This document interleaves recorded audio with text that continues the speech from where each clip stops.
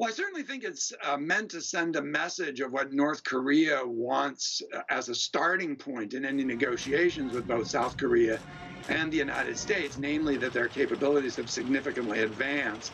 So I see it not only as upstaging the Olympics, but an effort to try to get some leverage in subsequent negotiations. What about the inter-Korea dialogue? It's made a lot of headway in terms of the Olympics. Is that something that can be built on, do you think? I certainly think that the United States should sort of back off and see what Moon Jae-in can accomplish. I think most people have a sort of cynical view of what's likely to transpire. It's pretty clear that the North Koreans would like to pull South Korea away from the United States and try to open a distinct channel. But frankly, the Moon Jae-in administration has maintained a pretty hard line on issues like sanctions and the importance of the nuclear question. So I don't really see the risk of the alliance decoupling that some do. What do we expect to see in the parade? As you pointed out, it's actually a good method to see what kind of hardware, military hardware, the DPRK has. I mean, a lot of analysts say it's one of the real windows into the DPRK. Is that how you see it? Oh, there's just no question about it. And particularly at the parade last year in April, we learned a lot about North Korean capabilities, including both missiles that were subsequently tested, including ICBMs. But also a very important point is these modified Chinese logging trucks that are the launchers. And so I think we're going to be looking very hard at how many of those are in the parade.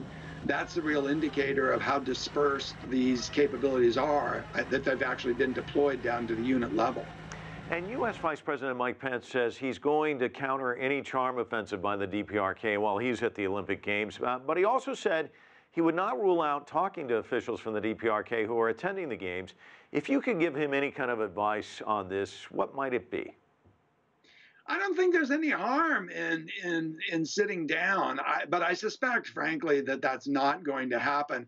I would be pleasantly surprised if it was, but I think that it's actually better for lower-level American officials to do the work of trying to figure out where the North Koreans are before putting any higher-level leader from the United States or other places in charge of that conversation. I think someone like Moon Jae-in is clearly very deeply briefed on this.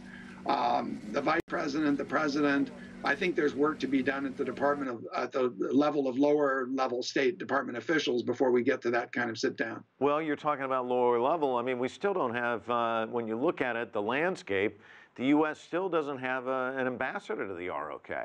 No, and that's actually a very interesting story because the nomination appeared to have been pulled over disagreements with respect to the possibility of undertaking military action. So I think we're, in a way, in a holding pattern. A lot of emphasis has been placed on the Olympics, but I think the real action will start when the Olympics and the Paralympics conclude, because it's at that juncture that the United States and South Korea are going to have to take a decision about going back and resuming the exercises. And if there's one objective that the North Koreans have around this Olympic initiative, it's to try to stop that from happening.